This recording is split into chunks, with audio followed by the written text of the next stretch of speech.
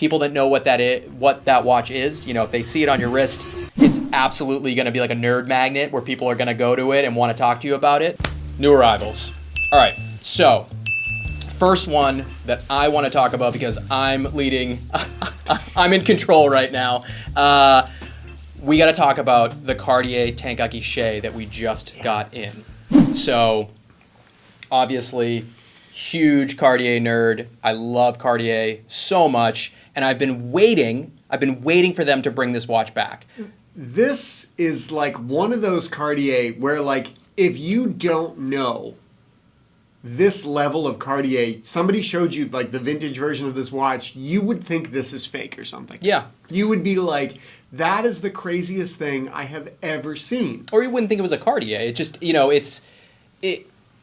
in my opinion, it still sticks to kind of like the wild-shaped, you know, funky Cartier design brief, but it's just so different than, you know, say a Benoit or a Crash or even like a Cloche or something like that. To me, this is the opposite of all of those watches, because all of those have like this like very French, very like sexy, very, you know, it's like this is cold and kind of hard and almost it's okay. Brutalism. Yeah, it is. This is a brutalist watch right here. Well, it's still very deco. It's, you know, it's a very kind of like brutalistic, I guess, you know, very like spare interpretation of an Art Deco design brief. So anyway, so this was launched at this year's Watches and Wonders. It's, you know, the latest model in Cartier's revived Privé collection that they started a few years ago, and they've come out with some incredible pieces, you know, from the Tank Normal to the Chinois, the Cloche. You know, there's been a whole bunch of different pieces that they've revived designs from, you know, from their back catalog.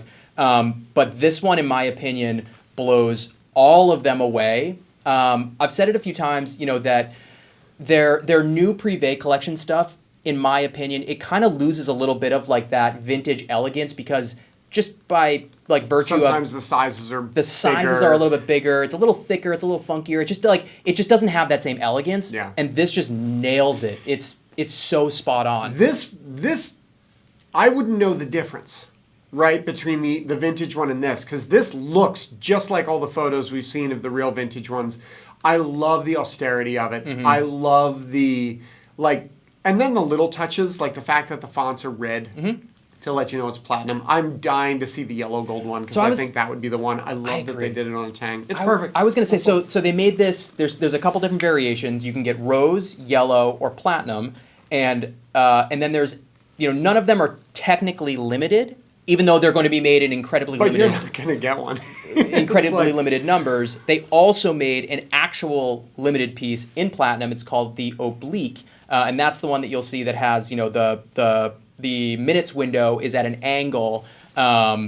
Just killer. And then it's offset to the hours, I think, is in the corner instead of in the middle. And I kind of want to go back to what you said about, you know, the platinum red. You know, very cool little detail. But then they also did the yellow gold. The font is green. It's green, and they put it on a green strap, and it looks like it's incredible. I mean, usually platinum is the one that, like, you know, that I gravitate towards. But I agree with you that I think the yellow gold with the green is going to be like next level. Be cool. Amazing. I wish they did steel. It'd be so amazing to get a steel one of those with just the blue font. Like that would be insane. It'd be Anyway. So it takes inspiration from a model from 1928. Yeah. So like there you go, classic deco.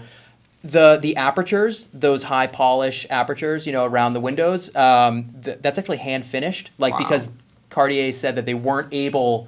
The only way to get the finish on that angle and at that shape and everything was by hand, which I love. I love that they're still, you know, they're putting that level of care into these pieces. Yeah. And it's a jump hour. I don't know if the originals were jump or if they were wandering hours, because I wouldn't be surprised I don't know either. If they just, instead of hands, had the discs on there and it became a wandering hour. I should know that, but I don't. The difference being, you know, obviously a jump hour, when it hits the top of the hour, it clicks over and jumps and stays centered the whole time, versus a wandering, which is, you know, instead of having the hand there, you'd have a disc, and you would see it move across the window slowly. But this one is a jump, so there's also some movement stuff going on in there too, and they've kept it slim. It's perfect. I don't want to talk the whole time about it, but it's perfect. I mean, I could easily, yeah. I'm so excited that we just got one of these. Like, it just came in out of the blue. It's another watch that, like, I feel like just, like, doesn't exist in the real world. I just have not seen them out there. So super, super, super cool. That's going to be hitting our website fairly soon. Any other week, that would probably be the coolest thing on the table. That's but not this one week. of the top. Yeah, I know, right? Dang, it's kind of crazy. Not this week. So we talked about the 5004P that we had 2 weeks ago, and which is already gone. Which is already gone. We waxed poetic about that watch, and I basically swooned over it and said that it's one of my favorite all-time Patek references. And then we have this piece. So the 5004. For those of you who missed it last week, this is a Patek perpetual calendar chronograph with a split second. So you'll notice it has this monster crown on there with an extra button in there. And that's what will split your chronograph seconds apart, originally intended so that you could either get a lap time on something or to time two events simultaneously. Could you imagine timing like your just actually using this as a lap timer? That's hilarious. Like I love you're it. the official timekeeper of the Olympics. Let me consult my sport watch real quick. Yeah, no, killer. So this is the older version of this. Mm-hmm. This has the Lamania base caliber in the back, although it's pretty unrecognizable Heavily by the modified. time Patek is finished with it. There's a lot more going on in these split seconds. And this one is unique because this was not the original dial of this watch. This watch originally would have come with like a silver dial. This one left the factory with a silver dial. With the Arabic numerals. And then whoever owned this was a heavy enough Patek customer that they said, I would really like a champagne dial with the tacky scales and the Roman 12 and the dots for the M. I was going to say the pips. I mean, this is like one of a kind. This is incredible. You're never going to see another one of these. They kept all the cool typewriter fonts. It's everything perfection. about this watch is amazing. Again, like we talked about the Platinum last week, and we were both blown away by it. And then we have this. Like we actually have two insane 5004s live on the site right now. We have this one, and then we have a yellow gold black dial that's also just monster cool. But this, for some reason, this combination of the yellow gold with the champagne is just insane. The other really, really cool part about this is that from everything we can tell and we can deduce from the paperwork and the movement number and everything, this is likely to be the fifth 5004 produced. Whoa! So the example with serial number ending in 500 is the first one, and that's in the Patek Philippe Museum. And this one has the same first three numbers, and it's 505. 5 later. So like. It's incredibly early. It's gorgeous. It's such a special watch. It's, like we said, it's kind of like the golden era for both of us, at least, of Patek. The one thing I want to say, and that we hear a lot of people talk about with this watch, is they say that the proportions aren't as good because it's still 36, right? It's a 36 mil case, but it is quite stocky. 37 and a half. It's quite stocky. Because obviously there's a lot going on in that movement, so they needed the height on this, and people are like, "Oh, the proportions are all wrong. It's too thick for how short it is." Blah blah blah. None of that is true. No. I actually think it's 37. Yeah, I thought that doesn't surprise me because of how many like kind of levels there are on that bezel as it like works its way out towards the mid case. I think the proportions of this watch are part of what make it so amazing. Agreed. The way this sits on the wrist is. It's very cool. I don't know how to describe it. And the fact that it tapers so beautifully coming up towards the crystal and kind of tapers down towards the bottom, it's a masterpiece of a case. I mean, it's so incredibly charming. Like the 5204, the kind of the modern iteration of this, it maintains kind of the same look visually, you know what I mean? Just on a larger scale, but for me personally, it just doesn't work as well. There's something about the verticality of this case and the way the bezel has like multiple levels and the crystal, like it's a really, really special and unique piece. They didn't just take a 3970 and put a more complicated movement in it, right? No. They built a whole new watch for this. Whereas in other brands will do that. Mm-hmm. They'll just reuse the same case and they'll find ways of working around making new movements and new dials fit. Yeah. In this case, this is a completely bespoke watch, and I think that's part of the reason that this watch is now gaining so much traction on the market because, not that there's perpetual calendar split seconds before that. But if you think about perpetual calendar chronos and you want like the era before this, it's a $24.99 and that's $1 million. Yeah, right. So,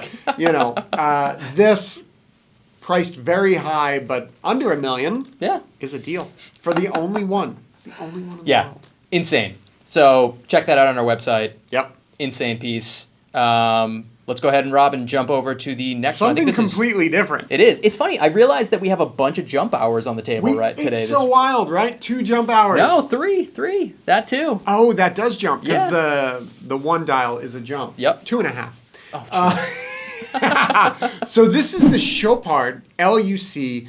Quattro Spirit 25. And we have seen the white gold black version. And this is the first time we've gotten this rose gold with the white. This is an enamel dial, and this is a jump hour. It's not the automatic L.U.C, which is, Chopard's premier movement, but it is a beautiful that they do. manual wind L.U.C, beautifully finished. But this watch is all about the dial. I love this Art Deco style hand. I love the font for the numerals and the painted on the enamel. The jump hour at 6 is cool. It is cool. Because everybody does jump hours at 12. Yeah. So I thought that was super interesting. It's a perfect size. Like, they made 100 of these. Was it 100 of both the white gold and the rose? Yes. Interesting. Because Okay. I think it was 2 different years. I think they did the rose, they ran that 100, and then the white gold black was released later. Okay. But we've seen a lot of really cool Chopards, and they do make incredible watches that a lot of people overlook. And I think this is probably my favorite Chopard we have ever had. I agree. Either version.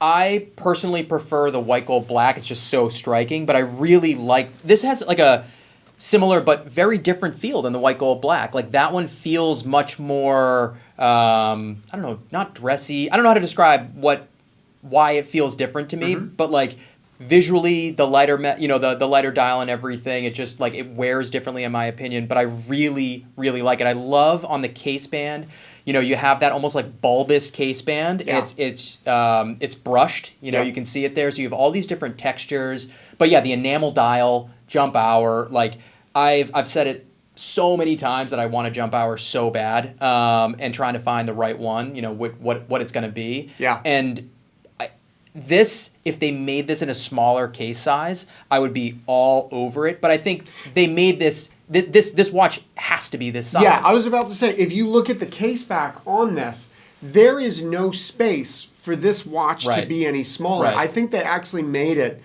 as, at the absolute limit that they could. Like, you really couldn't go any smaller. There's not any room left in this. This is an 8-day power reserve manual wind. You can see there's 2 barrels here. So it's not a slouch. It's not big for the sake of being big. And I think the proportions of the dial are perfect. Like the hand, it goes right to the track, not beyond it, not in front of it. It's like everything's just right in there. Well, kind of like you said, like I even love the typography, the font that they use. It's very it's very deco, and it's not too formal. Like I don't know. It's such an interesting watch. Such a cool daily watch. It would, especially like if you wear a jacket and a tie every day or something. Like, what a cool daily watch that is. Rare. I love it. Rare, unique. Phenomenal. Yeah. Like also again, like you already said, Chopard's L.U.C department, like what they do, the quality of the movements that they craft, they make really interesting pieces, and it's very much an if you know kind of watch. People that know what that watch is, if they see it on your wrist, it's absolutely going to be like a nerd magnet where people are going to go to it and want to talk to you about it. But it's also not a watch that screams from the wrist. No, not right? at all. Which to me is very cool as well. Like if you're out at a bar or a restaurant and you're wearing that watch, it's not like, it's not like this date. Which we'll get to. Here on the table. It's, that's like discretion and subtlety, but if a watch person sees it, they'd be like, whoa, that's cool. And I enjoy both sides, right? I'd love to wear this as well. Don't get me wrong. But I think that I love it. I'll shut up because we're going to go too long. All right. Next up, Rob, I'm actually just realizing that you also brought some heat this week. Like it wasn't just me bringing all the 6-figure watches. Rob actually showed up with some crazy stuff. Next up, another absolute monster of a watch. We have the FP Journe Octa Chronograph Ruthenium. This to me is so cool. This I think this is the true Journe chronograph. I know the mono pusher is amazing. I know the movement is really good. I know that it's typical Journe incredibleness. But to me, this is the Journe chronograph. Oh, I agree. These never come up No. in the regular iteration. First of all, let alone the the ruthenium is 99 total pieces. You know, Yeah. they made it from 02 to 06. You know, and it was took them that long to make 99 pieces, and that was it. And that's this dial treatment here, and I'm trying to show you. It's a little tough in the studio lights, but you can see it's very dynamic. It's got this beautiful texture that's reminiscent of the original like gold dial, like Journe tourbillons and resonances. And then it can go from like a really bright silver to almost black looking in certain lights. So it's called ruthenium, which is actually a rare metal that's like pretty closely related, I guess, to platinum. And it's known and kind of revered for its durability, its hardness, and its resistance to corrosion and like chemical reactions under heat and other situations. This has the brass movement in it. Yep. Which is also, it's funny because basically every watchmaker makes their movements out of brass because it's very easy to work with. But for Journe, that was the beginning of the production.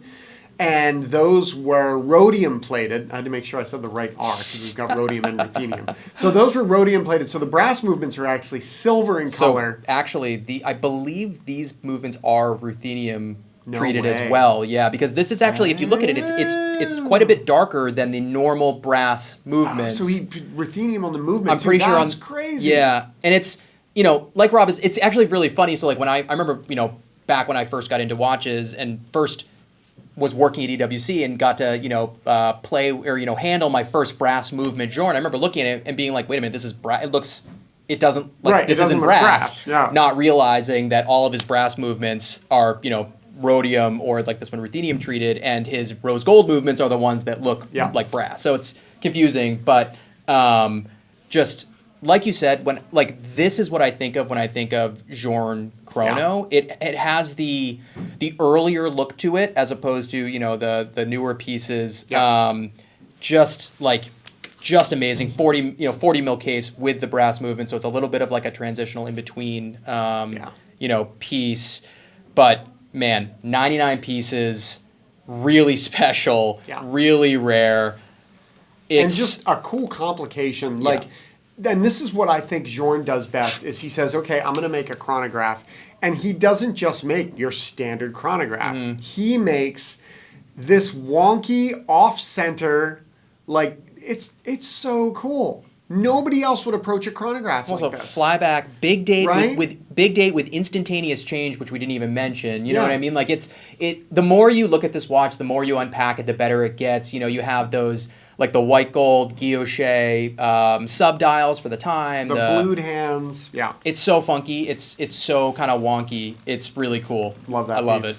All right, let's do we got to keep going. All right, which one do you want to do to finish with, Rob? I brought out an amazing day date because I love day dates and I love sparkle and diamonds, but I think we're going to skip that because I think we should talk about the duometre travel time, because this is a watch that people like to overlook, and it's very silly. We feel like we've talked about it a few times where like the level of watchmaking that you get from the duometer line is pretty ridiculous. And this is it's actually called the unique travel time. It's not a piece unique. It is a limited edition. It's 200 total pieces, but this is a really interesting travel time. So like if you're familiar with traditional world times, like a Louis Cartier derived world time, you get that city ring with 24 different time zones. Yeah. And if you are familiar with a globe or how time zones, you'll know there are actually 38 time zones. Justin, everybody knows the Earth is flat. 38 time zones, and also there are non-standard time zones. Like there's I believe it's Indian Standard Time that is GMT plus 5.5, which with a normal world time you can't account for. There's just nothing you can do about that. Yeah. The way that JLC decided to attack this is to create a watch that has two completely independent dials there. You have your home time on the right and your local time on the left, and they are completely independent of each other. Yeah. and you have two barrels. Correct. You'll notice there's two power reserves at the bottom on this side and this side, and the hands correspond. So if you look, the red hand corresponds with the side here on the red hand, and the blued hand corresponds with the blued hands. And I mean, you're getting like, I have heard people say these movements were originally designed for Longa. That doesn't surprise me in the I would slightest. kind of believe it. Yeah. They've obviously treated it very differently to put it in a Jaeger. But I mean, these things, for the price that we sell any of the duometre series, they're incredible value. You get absolute monster watchmaking from one of the greatest watch houses in the world. You get this beautiful like tremblage finish on the dial. This is, so I love the duometre to begin with, but this version kicks it up even more and makes it even better. This is my favorite one that I've ever seen. You know, it's incredible. Again, like the combination of that globe, so that pop of color, plus the tremblage style, plus in the local time you get a jump hour, which is the half jump hour that Rob was commenting on earlier. You know, it's just so visually interesting, and it's also so technically advanced, and you can do so much with it. It's just so big, capable. but it's no worse than any normal Longa. No. Like, it's easier to wear than a datograph. It's easier to wear than a Zeitwerk. Like this, I could wear this as a guy who generally wears smaller watches. To be honest, this is probably a larger watch that I wouldn't have a problem wearing as well. It would be big on me, but it doesn't really matter because the juice is worth the squeeze. 100%, 100%. So, like we said, we got a lot to get to. We did not get to that RBR. We also have literally like 200 other insane new arrivals on our website right now. So go ahead, head over to our website, check out all the new stuff that we just added, because it's crazy. We have a lot more good stuff coming too. So keep an eye on there. We do. All right. Well, moving right along. The news. We're gonna hit on some news. We need to talk about Dubai Watch Week.